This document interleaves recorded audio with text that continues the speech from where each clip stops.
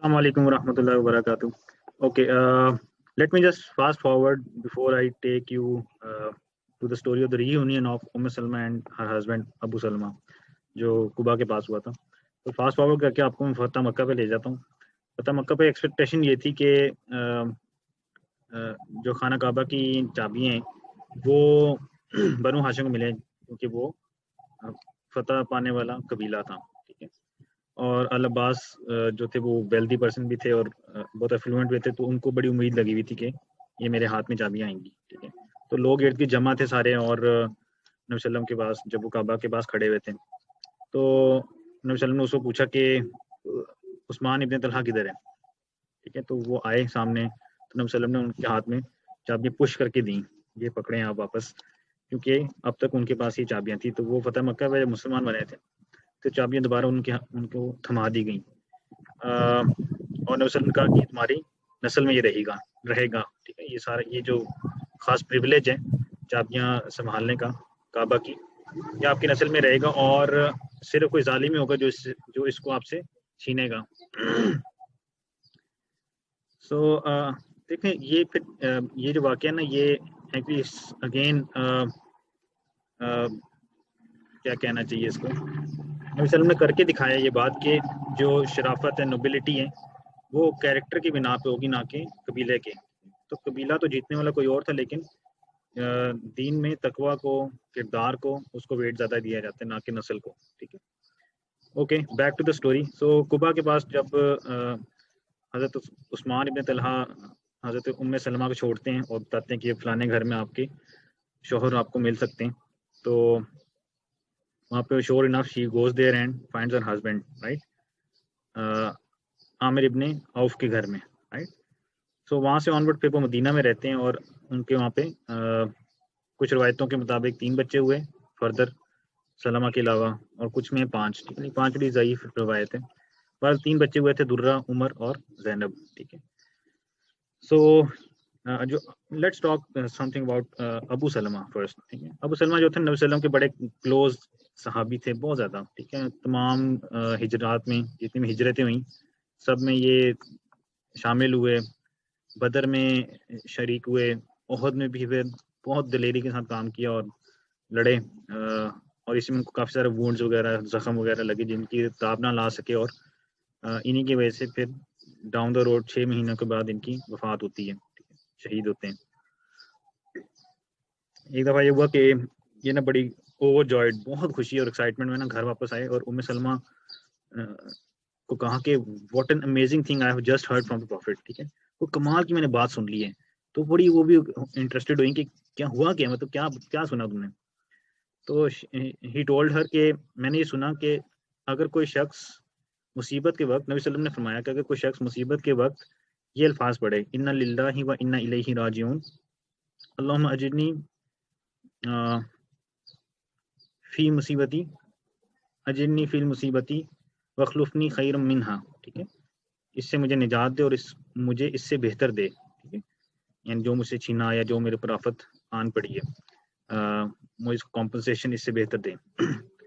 तो अब 6 महीने के बाद जब अबू सलमा क्या कहते हैं, बिस्तर वफात पे थे, तो इनके घर वाले, रिलेटिव्स वगैरह सब पास थे, और नबी वसल्लम कमरे में दाखिल होते हैं, और उनकी आंखें जो है ना, वो एक डायरेक्शन में ऊपर को देख रही होती हैं, और उन्हीं इसी असना में उनकी रूह परवास करती है. तो नबी वसल्लम उनकी आंखें बंद करते हैं, कुछ इस तरह का फरमाते हुए कि जिस डायरेक्शन में आंखें होती हैं वहाँ पे रूह उस डायरेक्शन में जाती है, कुछ इस तरह की बात की. ठीक है.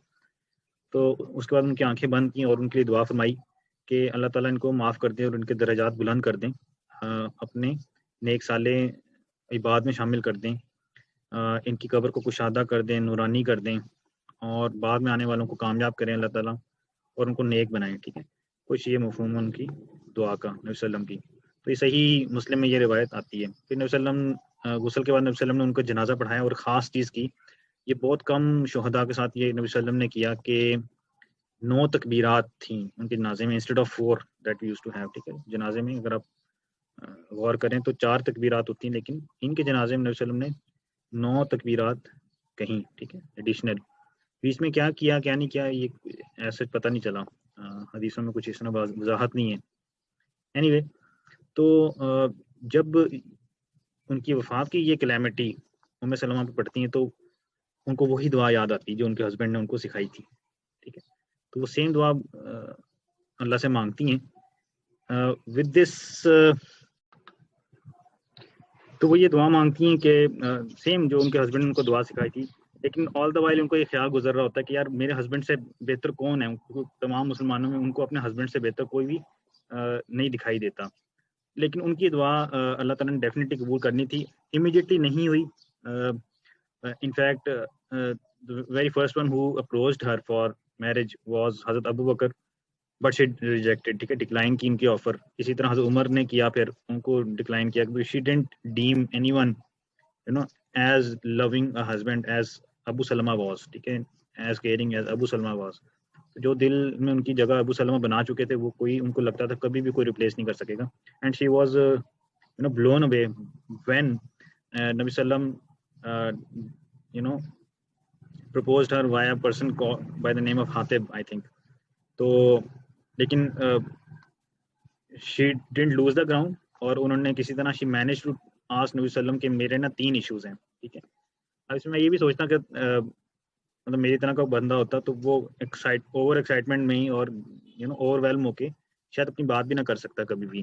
لیکن ان لوگوں کا صحابہ کرام کا صحابیات کا ماشاءاللہ اتنا ایک اسٹرانگ پرسنالٹی ہوتی تھی اور اتنا کانفیڈینس ہوتا تھا کہ even the greatest person on earth, ٹھیک ہے, رسول اللہ سے بھی کوئی بات کر رہے ہیں تو بہت کانفیڈنٹلی کرتے تھے, بہت اپنا دے مینٹ واٹ دے سیڈ. ٹھیک ہے, اپنی بات ضرور کنوے کرتے تھے. بہرحال شی سیڈ کہ میری 3 ایشوز ہیں. Number 1, I am very jealous. ٹھیک ہے, کیونکہ حالانکہ اس زمانے میں ملٹیپل شادیاں ہونا یہ ایک نارم کی بات تھی, یہ عام بات تھی, معاشرے میں ہوتا تھا بہت زیادہ. لیکن یہ کبھی خود اس سچویشن کبھی بھی نہیں رہی. ٹھیک ہے, اور she didn't know how to deal with it. ٹھیک ہے, تو ایک ان کا یہ اعتراض تھا, ایک ایشو تھا کہ میں بہت جیلنس ہوں, میں پھر برداشت نہیں کروں گی شراکت, کچھ اس طرح کی چیز تھی. پھر شی سیڈ کہ I am not very young. ٹھیک ہے, اوبیسلی وہ ایک مڈ ایجز میں چلی گئی تھی اور وازنٹ ٹو اولڈ آلسو, لیکن انہوں نے کہا کہ میں ینگ نہیں ہو زیادہ. ٹھیک ہے, تھرڈ شی سیڈ واز کہ I have children with me.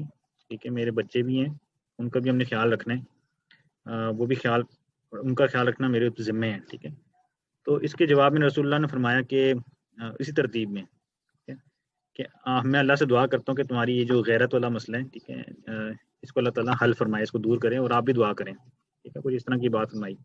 اور ایج کا کہا نبی وسلم نے کہ ایج زیادہ ہونا کوئی پرابلم نہیں, کیونکہ میری ایج بھی کوئی کم نہیں ہے. ٹھیک ہے, and for the third thing he said کہ جو آپ کی فیملی ہے اب وہ میری فیملی ہے. ٹھیک ہے, اور اس کو نبی وسلم نے ایکچولی پریکٹیکلی کر کے ان کو ڈیمانسٹریٹ بھی کیا.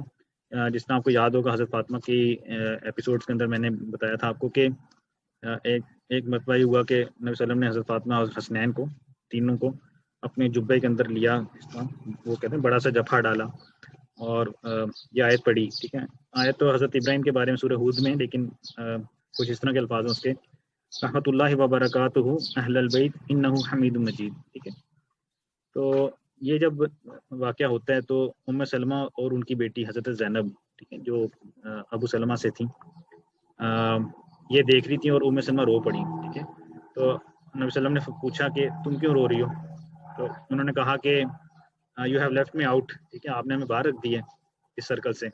تو نبی وسلم نے اس کے بعد ان دونوں کو بھی انکلوڈ کیا اور کہا کہ آپ بھی میرے اہل بیت میں سے ہیں. ٹھیک ہے, اہل بیت میرے گھر والوں میں سے ہیں, میری فیملی میں سے ہیں. سو